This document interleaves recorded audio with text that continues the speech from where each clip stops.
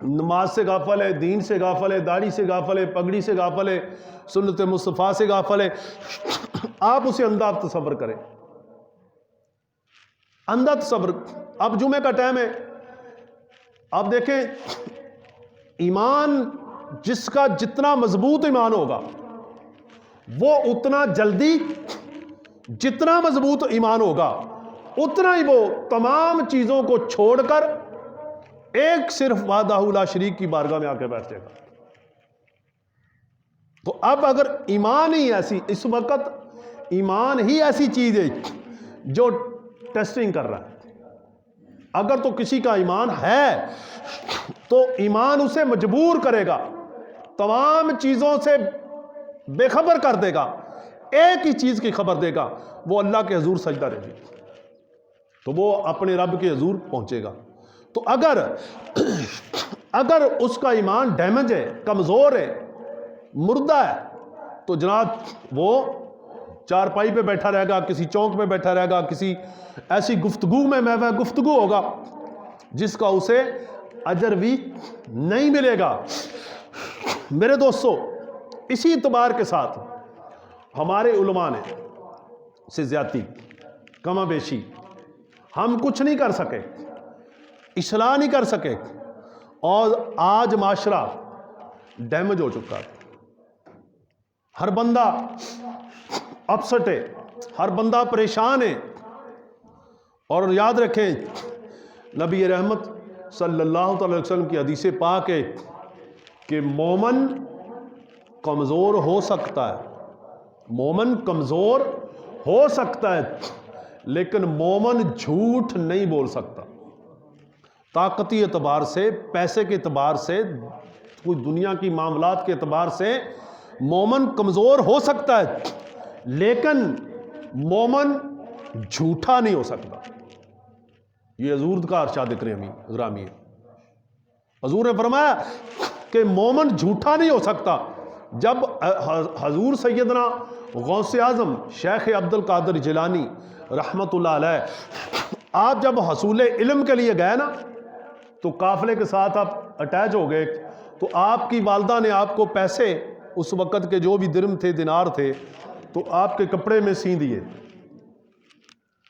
اور قافلہ لوٹ لیا۔ وہ اپنا چوروں نے، ڈاکوؤں نے، تو آپ کے پاس سے چوروں ڈاکوؤں کو کچھ نہ ملا، تو حضور سیدنا غوث اعظم رحمۃ اللہ علیہ نے خود فرمایا کہ میرے پاس اتنے پیسے ہیں۔ انہوں نے کہا بھی تیرے پاس کیسے پیسے ہیں؟ تو آپ نے فرمایا بھی یہ میرے پاس پیسے ہیں۔ جب چوروں نے پیسے نکالے تو ورطہ حیرت میں چلے گئے۔ چوروں کا جو سردار تھا وہ پوچھنے لگا کہ اے بچے، تجھے کیا ضرورت تھی، تجھے کیا ضرورت تھی پیسے بتانے کی؟ تو فرمایا کہ میری والدہ نے یہ فرمایا تھا بیٹا جھوٹ نہیں بولنا۔ اب یہ دیکھیں بچپن کی بات ہے، آج ہمارا بچہ جب تک جھوٹ نہ بولے ماں باپ خوشی نہیں کرتا، جب تک گالیاں نہ نکالے ہمارے ماں باپ خوش نہیں ہوتے۔ سیدنا غوث اعظم کی 11ویں شریف ہر ماہ مبارک پکانے والوں اور پکانے والیوں ذرا غور و فکر کرو، غوث اعظم کھیر کا بھوکا نہیں، غوث اعظم کے طریقے کو فالو کرو۔ غوث اعظم شیخ عبد القادر جیلانی رحمت اللہ علیہ نے فرمایا میری ماں نے مجھے تربیت کیا کہ بیٹا جھوٹ نہیں بولنا۔ اب یہ سچ بولنے کی وجہ سے انقلاب کیا آیا، وہ سارے چور چوری چھوڑ کر راہ راست پہ آگے، صراط مستقیم پہ آگے۔ اب یہ دیکھیں اس پہ اگر گفتگو کی جائے کہ جناب یہ کیسی بات ہے، تو یہ بہت بڑی بات ہے۔ اور شیخ عبد القادر جیلانی جس کو جب پیدائش ہوئی اور چلنے پھرنے کے قابل، تو آپ کی والدہ نے آپ کو قاری صاحب کو قرآن پاک کی تعلیم کے لیے، حصول تعلیم کے لیے مدرسے بھیجا۔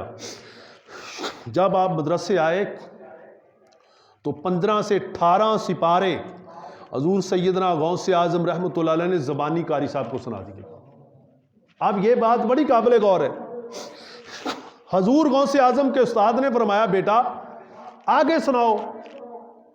تو آپ نے فرمایا کہ میں جب اپنی والدہ کے شکم میں تھا تو میری والدہ یہاں تک تلاوت کیا کرتی تھی. تو یہ 15 سے 18 پارے مجھے حفظ ہو گئے. آگے آپ نے پڑھنا شروع کر دیا. اب سوال ہے کہ اس چیز سے پتہ یہ چلا کہ اگر ماں کے شکم میں بیٹا ہو، بچہ ہو، تو ماں فلمیں دیکھے، ماں گانے دیکھے، ماں بے حیائی دیکھے، برائی دیکھے، ماں غیبت کرے، ماں غیبت سنے، غیبت کرے، جھوٹ بولے، جھوٹ بلائے، جو برا فعل کرے، تو اس کے بیٹا جو اس کے پیٹ میں ہے اس پہ اثر ہوگا. مجھے بتاؤ، یہ چند سال پہلے ایک شاعر گزرا، ابھی زندہ ہے، جس کا نام ابرار الحق ہے. ابرار الحق اس نے گانا گایا کہ ہماری پنجابی زبان میں اس کو آپ گال تصور کریں کہ آپا کہیے کہ فلانے دی تھی جڑی ہے نچن ڈے پی، تو ہر بندہ جس کا نام لیں گے وہ غصہ کرے گا. یہ آج کی ماں نے یہ شاعر دیا ابرار الحق جیسا، جو اپنی بہنوں اور ماؤں کو نچا کے شعر پڑھا، اس پہ بہنیں اور مائیں نے ناچنا شروع کر دیا. اور ایک شاعر مشرق تھا، حکیم الامت، مصور پاکستان، حضرت علامہ اقبال. جب علامہ اقبال کی ماں نے ایک بیٹے کو جنم دیا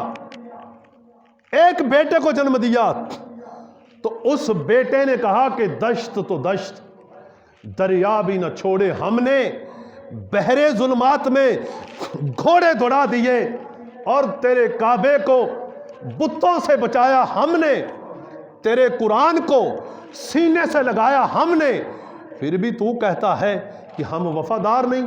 اگر پھر بھی ہم وفادار نہیں تو پھر تم بھی دلدار نہیں.